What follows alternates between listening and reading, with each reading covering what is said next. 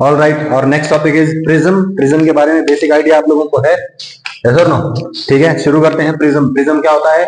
It is a homogeneous solid transparent and refracting medium bounded by two plane surfaces including an angle is called prism. ठीक है भाई, देखो ये दो reflecting surface जो है ना, ये किसी एंगल पे होने चाहिए, और ये एंगल ही क्या कहलाता है? Angle of prism. ठीक है भाई, फॉर एग्जांपल आप लोगों ने बचपन में भी देखा होगा, प्रिज्म के थ्रू लाइट पास करती है और क्या हो जाती है? फैल जाती है ना, 7 रंगों में टूट जाती है। इसको क्या बोलते हैं? डिस्पर्जन। वो लास्ट टॉपिक है इसमें। ठीक है, तो मान लीजिए यहाँ पे आपके पास एक लाइट रे आ रही है, ठीक है, यहाँ पे हम क्या बनाएंगे? जिस पॉइंट पे गिर रही है यहाँ पे एक नॉर्मल बनाएंगे। This angle is called angle of incidence. Rare medium से डेंस मीडियम में जा रही है, क्या हो जाएगा? रिफ्रैक्शन। ये पहला जो होता है this is called angle of refraction R1। कोई दिक्कत? ठीक है भाई, फिर इसके बाद ये यहां से यहां जाती है, इस सरफेस पे टकराती है, जहां पे ये टकराएगी यहाँ पे फिर से एक नॉर्मल बनाएंगे। ये सर नॉर्मल किसके ऊपर बनती है? सरफेस के ऊपर नॉर्मल बनती है। ठीक है भाई, बोलो ये R2, एंगल R2 जब ये बाहर निकलेगा तो बोलो ये क्या बन जाएगा? Angle E। कोई भी दिक्कत है इसमें? बिल्कुल सिंपल बात है। बोलो angle of incidence, angle of refraction, ये अंदर की तरफ दूसरा एंगल ऑफ रिफ्रैक्शन, और यहाँ पे एंगल ऑफ एमरजेंस, बाहर निकलने वाला एंगल। ठीक है, A is called the refracting angle of prism. A is called the refractive angle of prism. ठीक है भाई, फॉर एग्जांपल यहाँ पे देखिए, यहाँ पे एक लाइट रे घुस रही है, यहाँ पे बाहर निकल रही है। बोलो क्या ये प्रिज्म का काम करेगा? यस ऑब्वियसली, क्योंकि ये जो दो सरफेस हैं ये एक दूसरे के पैरेलल नहीं है। ठीक है, अगर ये पैरेलल होते तो नहीं बनती बात।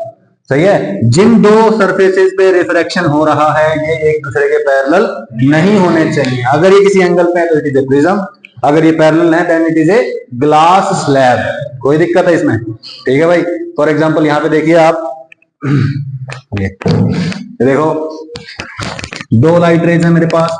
ये एक्चुअली मेरे को बाहर से क्या दिखाई दे रही थी? ग्लास स्लैब नजर आ रही थी। लाइट रे इधर से घुसती है, ठीक है, यहां जाती है और यहां से फिर से रिफ्रैक्शन हो जाता है। बोलो ये जो दो सरफेस जिससे रिफ्रैक्शन हुआ है या क्या ये किसी एंगल पे है? That means it is acting as a prism. ठीक है, यहां से गुजर रही है, यहां जा रही है और फिर यहां से निकल रही है। बोलो this and this surface is parallel, so it is not a prism for this light रे। ये जो सॉलिड था ना, this is acting like a prism only for this, not for this. कोई भी दिक्कत है इसमें? ठीक है भाई, अब इन जनरल आपसे जो क्वेश्चन पूछा जाता है वो क्या पूछा जाता है? बोलिए, क्वेश्चन आपसे पूछा जाता है फाइंड डेल्टा। ये डेल्टा आपसे पूछा जाता है कि find the angle of deviation. बोलिए यहां से लाइट रे गई, ठीक है, इसको सीधे सीधा जाना था लेकिन रिफ्रैक्शन के कारण ये किसी और डायरेक्शन में चली गई। यस और नो? बोलो इसको जाना था इधर, ये चली गई इधर, है ना? ये एंगल आई था, बोलो ये पूरा एंगल भी आई होने वाला था, लेकिन ये एंगल हुआ कितना? R1। ठीक है, तो ये जो एंगल है this called angle of deviation, first angle of deviation. यहाँ पे डेविएशन हो गया ना, तो बोलो डेविएशन पहले वाले की वैल्यू क्या आ जाएगी? Deviation is equal to I minus. कोई दिक्कत है? ठीक है भाई, इसके बाद ये रे यहां जाती है। यस और नो? बोलो ये रे यहां जा रही थी, बोलो यहां से जाना चाहती थी। ध्यान से देखो इधर डेविएशन कितना हुआ है? डेल्टा 2।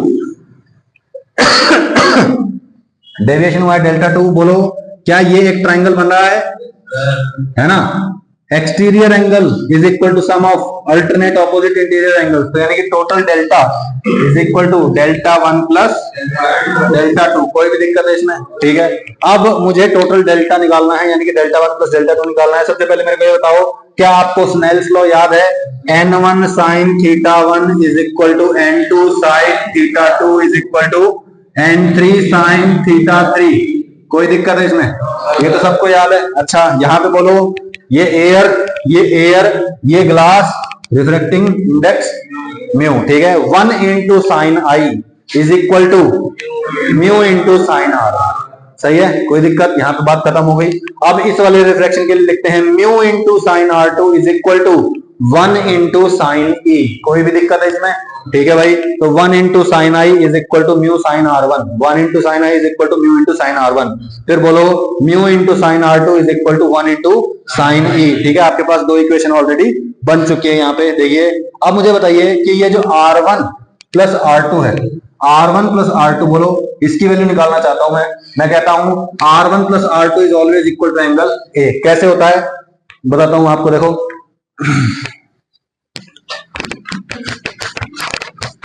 ये जो दो नॉर्मल बनी है ना, R1 वाले पे और R2 वाले पे, देखो ये दो नॉर्मल हैं, इनको आप क्या करिए आगे जाके मिला दो। अब देखो ये एक ट्राइंगल बन गया, बोलो भाई this angle is let say x, सही है, R1 plus R2 plus x is equal to 180 degree, बोलो भाई, क्योंकि किसके एंगल सही है, ट्राइंगल के एंगल्स है, ट्राइंगल के एंगल्स का सम क्या होता है 180 डिग्री। अच्छा आप मुझे बताइए कि इस पूरे क्वाड्रिलेटरल में ये एंगल कितना है 90, ये 90, ये x, ये a, सही है, तो बोलो सबका सम लिख दो कितना 90 plus 90 plus a plus x is equal to 360 degree. कोई दिक्कत है? अब बताओ 180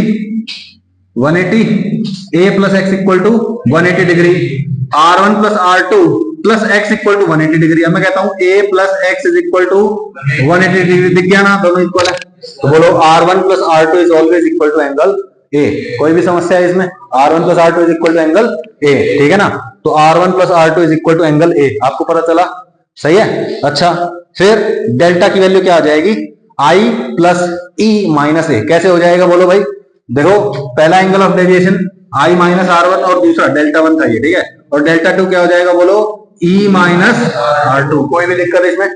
कोई दिक्कत है? बिल्कुल सिंपल है। इसको ऐसे भी समझ सकते हो कि भैया डेल्टा 2 की वैल्यू जो है E माइनस R2 कैसे हुई, देखो मान लो रे इधर से आती है तो इधर इस एंगल पे डिफ्लेक्शन हो जाएगा उसका, बोलो डेविएशन कितना हुआ है, E माइनस R2 तो डेविएशन हुआ है, यस और नो, तो अगर इधर से जाएगी तो भी डेविएशन कितना रहेगा E माइनस R2, सही है, तो बोलो ऐड कर देते हैं delta 1 plus delta 2, delta 1 plus delta 2 को ऐड किया क्या आएगा E प्लस I, है ना, यानी कि I plus E minus R1 minus R2, यानी कि माइनस R1 प्लस R2, और R1 प्लस R2 की वैल्यू अभी अभी देखे हमने क्या होती है a के बराबर, तो बोलिए I plus e is equal to, sorry I plus e minus a is equal to angle of deviation for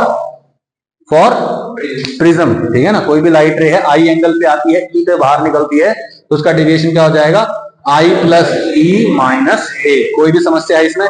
बिल्कुल क्लियर है, सही है। अब बताइए, मुझे बताइए कि हमने डेविएशन फॉर रिफ्रैक्शन पढ़ा था, ये मेरे पास कोई ग्लास स्लैब है फॉर एग्जांपल, यहां से लाइट रे आती है, इसका एंगल I है, इसका जो डेविएशन इसका रिफ्रैक्शन का एंगल है वो R है ना। जैसे जैसे I बढ़ता है वैसे वैसे R की वैल्यू तो बढ़ती है, यस और नो, याद आया? तो बोलो जब I की वैल्यू मैक्सिमम होती है तो R की वैल्यू क्या होती है, R की वैल्यू भी मैक्सिमम होती है, और डेविएशन भी क्या होता है, मैक्सिमम होता है। ओके, बहुत बढ़िया बात है। अब बताइए जैसे जैसे I बढ़ेगा, सही है, डेल्टा की वैल्यू क्या आई, I plus e minus a आई है ना, बोलो क्या एंगल a कांस्टेंट है, दिस कांस्टेंट, सही है। मैं कहता हूं जैसे जैसे एंगल I बढ़ेगा, जैसे जैसे एंगल I बढ़ेगा एंगल E भी बढ़ेगा, ये बढ़ेगा और ओवरऑल डेल्टा की वैल्यू क्या हो जाएगी, इंक्रीज करने लग जाएगी। एक पॉइंट के बाद मिनिमम होगी, इसके बाद वापस बढ़नी चालू हो जाएगी, ठीक है, एक पॉइंट के बाद मिनिमम होता है, आगे चल के ग्राफ भी देख लेंगे, ठीक है। अच्छा ये देखो जैसे जैसे I बढ़ा, है ना, एंगल I बढ़ेगा, बोलो एंगल I बढ़ेगा, एंगल R क्या होगा, बढ़ेगा साथ साथ, तो बोलो as I increases R1 increases. अच्छा R1 प्लस R2 a के बराबर है ना, R1 plus R2 is equal to a, मतलब कांस्टेंट, यस और नो, बोलो R1 की वैल्यू इंक्रीज हो गई, R2 क्या होगा डिक्रीज, R2 डिक्रीज हो गया, तो बोलो E डिक्रीज कर जाएगा, यस और नो। कोई भी दिक्कत है इसमें? सिंपल है, ओके, चलो आगे चलते हैं। अच्छा इसका प्रूफ यही हो गया जो अभी बताया ना मैंने, इसका सम इसके बराबर है, इसका सम इसके बराबर है, डेल्टा की वैल्यू कितनी आ जाती है I plus e minus R1 plus R2 और I plus e minus a हो जाता है, सही है भाई। रिपीट करना है कुछ भी यहां तक, चलें आगे, पक्का प्रॉमिस, चलें, ठीक है।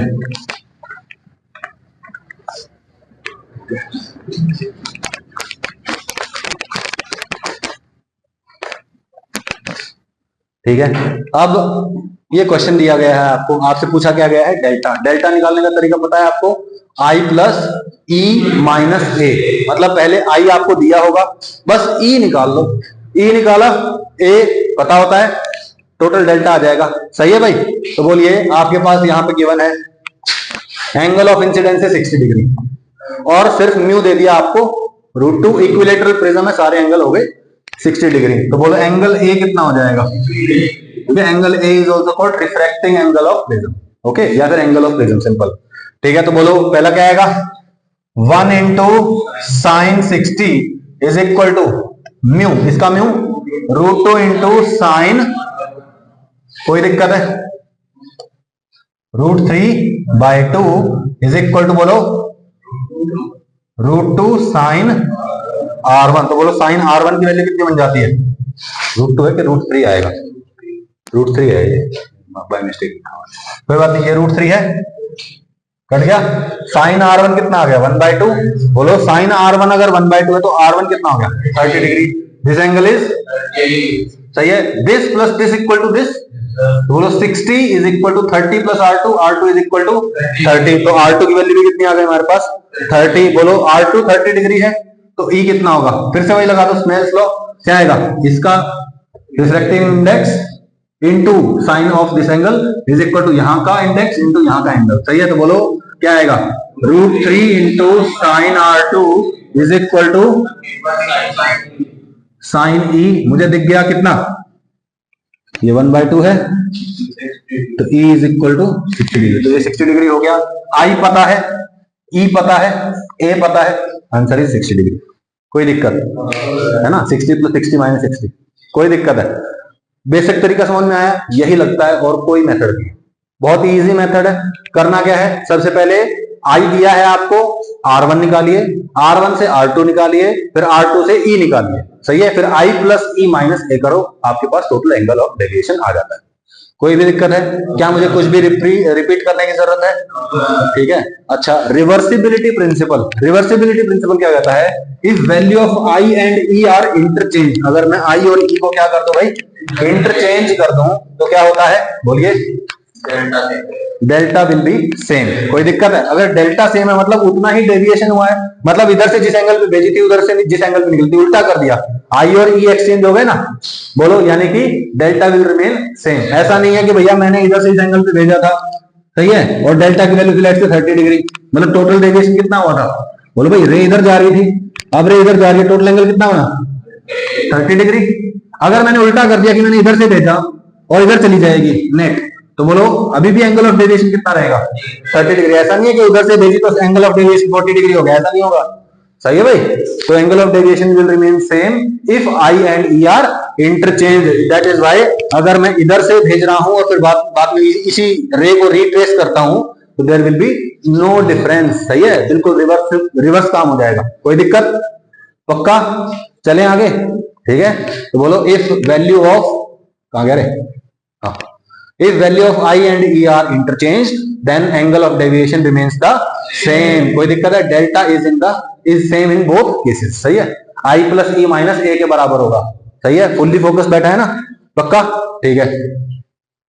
फाइंड एंगल ऑफ इंसिडेंस, ये नया केस है, नया केस है, बताओ, टोटल इंटरनल रिफ्लेक्शन याद है, टोटल इंटरनल रिफ्लेक्शन है ना, एक पर्टिकुलर क्रिटिकल एंगल होता है, क्या होता है, क्रिटिकल एंगल, क्रिटिकल एंगल पे जब मैं अंदर से बाहर की तरफ रे भेजता हूं, क्रिटिकल एंगल पे जब मैं अंदर से बाहर की तरफ रे भेजता हूं तो क्या होता है, वो 90 डिग्री पे चली जाती है ना, बोलिए, यहाँ पे मान लीजिए ग्लास लैब है, ये डेंस टू रेयर जा रही है, कोई रे इधर गई, सही है, और वो रे क्या हो जाती है, बिल्कुल इसके पैरेलल चली जाती है, इससे ज्यादा एंगल पे भेजूंगा तो बोलो वो वापस अंदर आ जाएगी, है ना, इसी को बोलते हैं टोटल इंटरनल रिफ्लेक्शन। बोलो when light ray travels from denser medium to rare medium at a particular value of angle, है ना, at a particular value of angle the emergent ray is at 90 degree, है ना, emergent ray बाहर निकलने वाली रे क्या होती है 90 डिग्री पे निकलती है, सही है, this angle is called critical angle, this is theta C, theta C का वैल्यू बोलो साइन इनवर्स 1/μ, यस और नो, ये पढ़ा हुआ है हमने।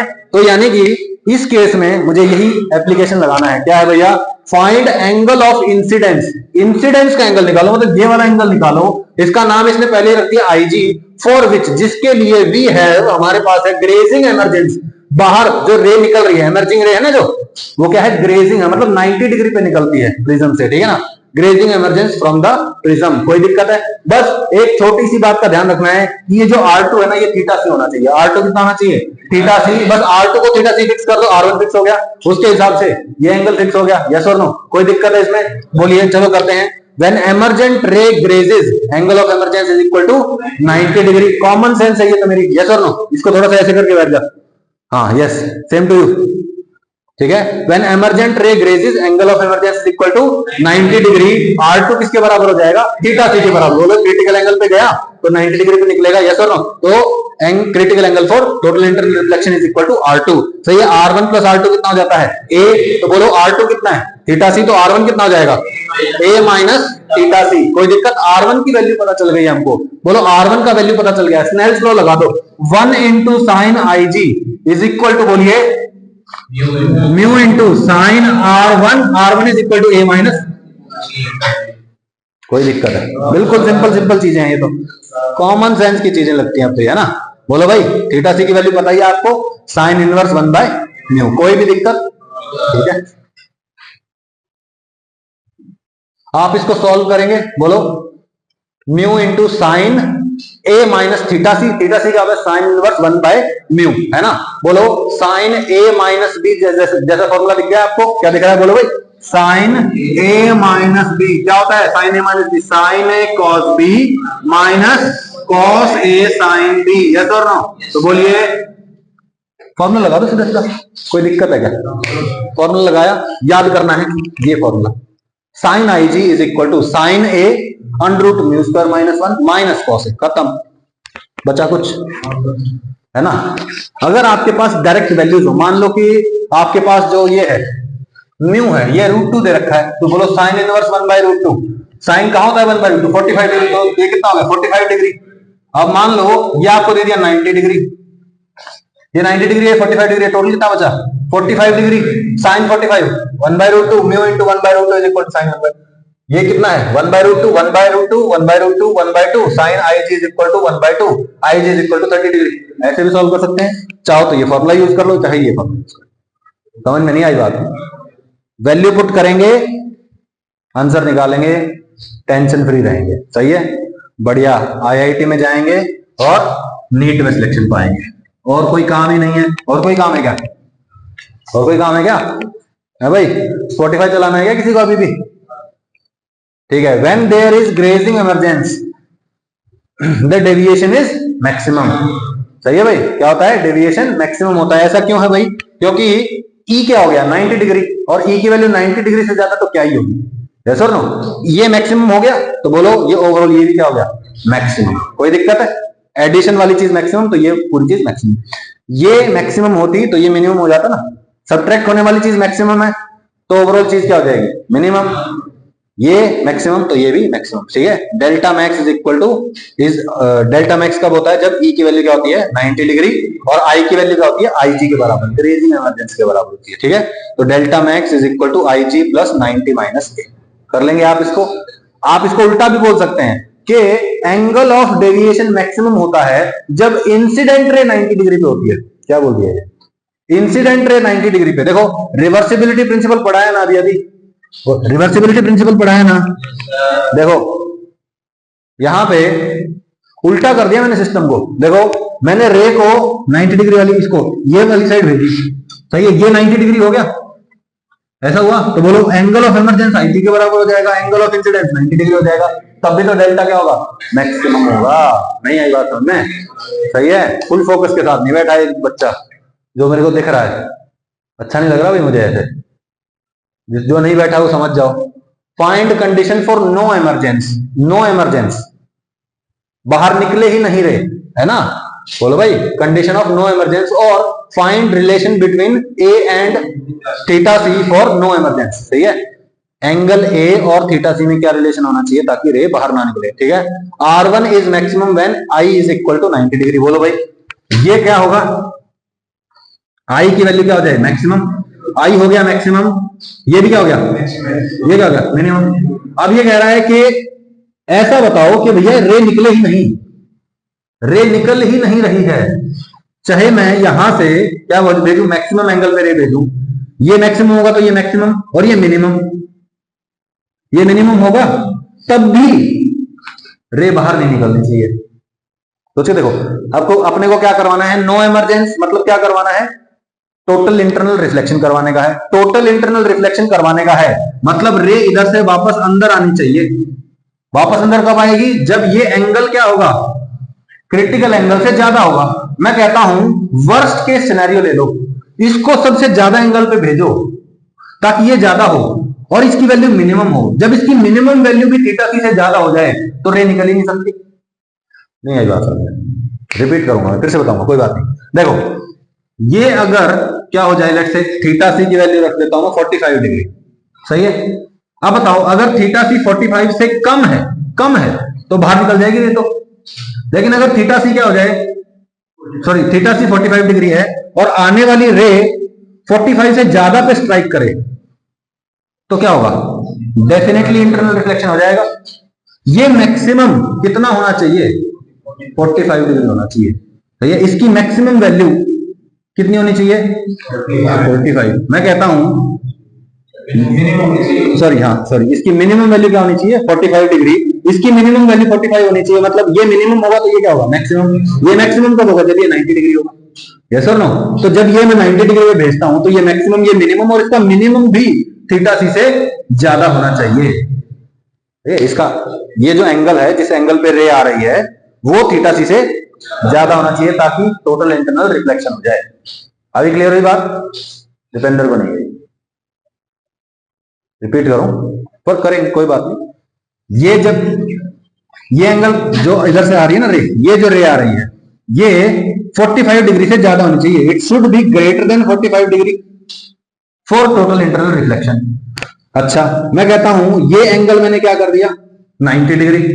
जब ये 90 डिग्री कर दिया तो लेट्स से ये कुछ हो गया 30 डिग्री, सही है। ये मैक्सिमम है। जब ये मैक्सिमम है तो ये क्या है? मिनिमम है। इसकी जो मिनिमम वैल्यू होगी, ये जो एंगल बनने की जो मिनिमम वैल्यू होगी, ये भी 45 डिग्री से ज्यादा होनी चाहिए। अगर इसकी मिनिमम वैल्यू 45 डिग्री से ज्यादा है तो इसकी मैक्सिमम वैल्यू भी 45 से ज्यादा होगी। यानी कि एवरी सिनेरियो में टोटल इंटरनल रिफ्लेक्शन होगा, सही है। अभी क्लियर हुआ? दोबारा बताऊं? ठीक है आगे चलते हैं। ठीक है, R1 इज मैक्सिमम। बोलो ये जो R1 है, ये R1 ये मैक्सिमम कब होगा? When I is 90 degree for first refraction. बोलो N1 sin theta 1, N1 sin 90 is equal to mu into sine R1। R1 क्या होगा? मैक्सिमम वैल्यू पे होगा। जब ये 90 डिग्री है तो ये मैक्सिमम है। कोई दिक्कत? तो बोलो 1 by mu sine R1 max. कोई दिक्कत है? ठीक है भाई। R1 मैक्स को थीटा से क्यों लिख दिया? हाँ ठीक है, कोई दिक्कत नहीं है। जब ये 90 डिग्री पे आ रहा है तो यहां पे जो एंगल बनेगा वो क्रिटिकल एंगल के बराबर ही बनेगा। उल्टा सोच के देखो, अगर मैं इधर से रे भेजता और बाहर निकलने वाली रे 90 डिग्री पे निकलती तो ये एंगल कितना होता है? क्रिटिकल एंगल के बराबर। तो R1 maximum value is equal to theta C. ठीक है भाई। R2 की मिनिमम वैल्यू थीटा सी से ज्यादा होनी चाहिए, सही है। तो बोलो R2 किसके बराबर है? A माइनस R1, और R1 है मैक्सिमम तो A minus R1 max should be greater than theta C. R1 max is equal to theta C. Theta C रख दिया, इधर लेके जाओ। A greater than 2 times theta C, यानी कि क्रिटिकल एंगल का डबल अगर क्या हो जाए? एंगल ऑफ प्रिज्म, तो रे बाहर नहीं निकलती, सही है भाई। तो बोलो अब फिर इसी बात को सॉल्व करके दिखाया हुआ है। A should be greater than 2 theta C, तो A should be greater than 2 times theta C क्या होता है? साइन इनवर्स 1 बाय म्यू, सही है। 2 को इधर ले जाओ, बोलो A bye 2 should be greater than sine inverse 1 by mu. ठीक है, साइन इनवर्स को इधर लेके जाओ, sine A bye 2 is greater than 1 by mu. Reciprocal ले लो, म्यू ग्रेटर देन, रेसिप्रोकल ले लिया ना तो साइन चेंज हो जाएगा, तो mu greater than cosec theta by 2। कोई दिक्कत? थीटा बाय 2 बोल दो या A बाय 2 बोल दो, बात एक ही है, ठीक है ना। तो बोलो जब A is greater than 2 theta C तो क्या होगा? कोई रे बाहर नहीं निकलती है, ठीक है। This is the condition of no emergency, सही है। एक आधा नीट का क्वेश्चन देखोगे ना, सीधा यही है कि in which of the following cases the ray does not come out. Check कर लो थीटा सी कितना है। अगर A की वैल्यू उसके डबल से ज्यादा है, थीटा से चेक किया, A की वैल्यू उसके डबल से ज्यादा है तो रे बाहर नहीं निकलेगी, ठीक है। अच्छा और क्या क्या पॉसिबिलिटी है? A की वैल्यू 2 थीटा सी से थीटा सी के बीच में, क्रिटिकल एंगल से तो बड़ी है लेकिन क्रिटिकल एंगल के डबल से छोटी है ए की वैल्यू, तो क्या होगा? तो देखो दो पॉसिबिलिटीज है, या तो रे बाहर निकलेगी या फिर रे बाहर नहीं निकलेगी। अगर आई की वैल्यू ग्रेजिंग इमरजेंस से ज्यादा है, incidence angle greater than grazing emergence वाला एंगल, तो क्या हो जाएगा? इमरजेंस हो जाएगा। और अगर आई की वैल्यू आई जी से कम है तो इमरजेंस नहीं होगा। सही है, उसमें बोला था ना आईजी निकालो ताकि रे ग्रेजिंग हो जाए बाहर निकलने वाली, है ना। अगर आई की वैल्यू उससे कम है तो नो इमरजेंस, और अगर आई की वैल्यू उससे ज्यादा है तो इमरजेंस, बाहर निकल जाएगी। कोई दिक्कत है भाई? ठीक है, याद रख लेना इसको बहुत अच्छे से। ठीक है, और अगर ए की वैल्यू थीटा सी से कम है तो चाहे कुछ भी कर लो, ऑल रेज बाहर निकलेंगी ही निकलेंगी।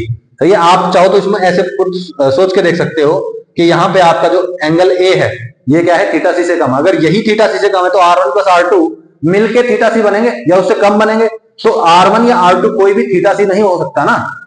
बोलो भाई, सही है। और यही वाला केस आप ऐसे भी सोच सकते हैं जैसे कि भाई ए की वैल्यू थीटा सी से बड़ी है और 2 थीटा सी से छोटी है ना। क्रिटिकल एंगल से बड़ी है, डबल ऑफ क्रिटिकल एंगल से छोटी है। ठीक है, तो आप सोच के देखो, आई की वैल्यू जब आईजी के बराबर रखते हैं तो ग्रेजिंग इमरजेंस होती है। आई की वैल्यू आईजी से कम रखेंगे, आई की वैल्यू क्या रखेंगे? आईजी से कम। तो बोलो आई की वैल्यू तो कम हो गई, R1 की वैल्यू बड़ी हो गई, R2 की वैल्यू छोटी हो गई, यानी कि क्या हो जाएगा आपके पास?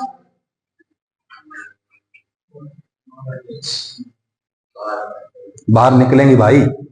अरे आई बड़ा है ना आईजी से, तो R1 कम R2 मतलब क्या बोलते हैं, आई बड़ा R1 छोटा, R2 बड़ा, R2 बड़ा है तो क्या हो रहा है? इमरजेंसी हो रहा है। सही है, तो नहीं बोल दिया मैंने भैया।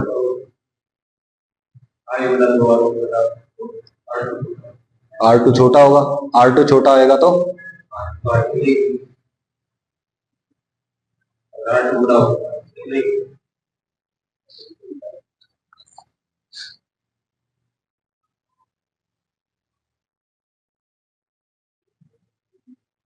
एक सेकेंड, 90 डिग्री है।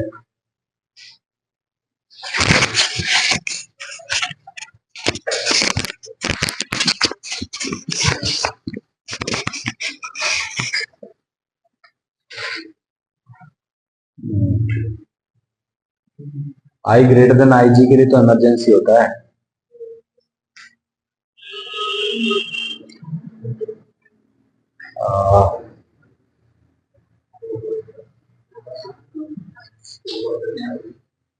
डिग्री हो गया, 30 डिग्री हो गया, एक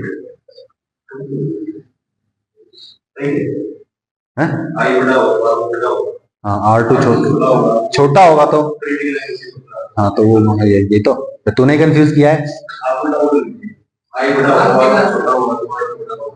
उल्टा मैंने उल्टा बोल दिया था, आई एम सॉरी। ठीक है, अगर आई बड़ा होगा तो R1 बड़ा होगा, फिर R2 छोटा होगा, और अगर R2 छोटा है तो बाहर निकल जाएगी रे, और अगर R2 बड़ा होता तो रे बाहर नहीं। कोई बात नहीं, ठीक है। और अगर ए की वैल्यू थीटा सी से छोटी है तो बोलो R1 प्लस R2 ही थीटा सी से छोटा है, तो कोई R1 या R2 कोई भी एक थीटा सी से बड़ा नहीं हो पाएगा, यानी कि है ना, बाहर निकलेंगी rays. Find the condition of normal emergence, normal emergence का कंडीशन निकालिए। और if a mirror is placed on one side of prism find the condition such that ray retraces its path. क्या कह रहा है भैया कि जो ये रे है ना जो बाहर निकलती है वो क्या होनी चाहिए? सरफेस के परपेंडिकुलर होनी चाहिए। ये कंडीशन बतानी है आपको। ऑब्वियसली बात है, जो ये रे है ये कहां आ रही है? बोलो जिस पॉइंट पे स्ट्राइक करिए, यहाँ पे नॉर्मल बनाया, ये R2 जो एंगल बना है, R2 कितना हो गया? 0। यस और नो? तो यानी कि R1 की वैल्यू कितनी हो गई? A के बराबर। जब R1 A के बराबर होता है तो R2 0 हो जाएगा, और जब 90 डिग्री पे जा रहा है तो कोई भी रिफ्रैक्शन नहीं होगा, यानी कि नॉर्मल इमरजेंस हो जाएगा। या फिर मैं कहूँ यहाँ पे शीशा रखा हुआ है और रे जो है 90 डिग्री पे स्ट्राइक कर रही है तो वापस चली जाएगी अपने रास्ते से। यस और नो? ठीक है, तो बोलो अपने को क्या करना है? R1 equal to A put करना है। कैसे पुट करेंगे? बोलो इफ ए रे emerges at 90 degree then at 90 degree नहीं, if the ray at 90 degree to the surface of prism, है ना, ऐसे लिखना चाहिए। ठीक है ना, 90 degree to the surface, surface पे 90 डिग्री निकल रही है, तो यानी कि R2 की वैल्यू क्या है? 0, R1 की वैल्यू क्या है a, R1 की वैल्यू a है, तो बोलो 1 into sine I is equal to mu into sine a, सही है। 1 into sine I is equal to mu into sine R1 की जगह a रख दो, this is the relation. a की वैल्यू या जो भी i निकालना है आपको, आप निकाल सकते हो, सही है। Sine I is equal to mu sine a। What is the angle of emergence when I mu a are given and TIR takes place inside the prism? ठीक है भाई, देखते हैं।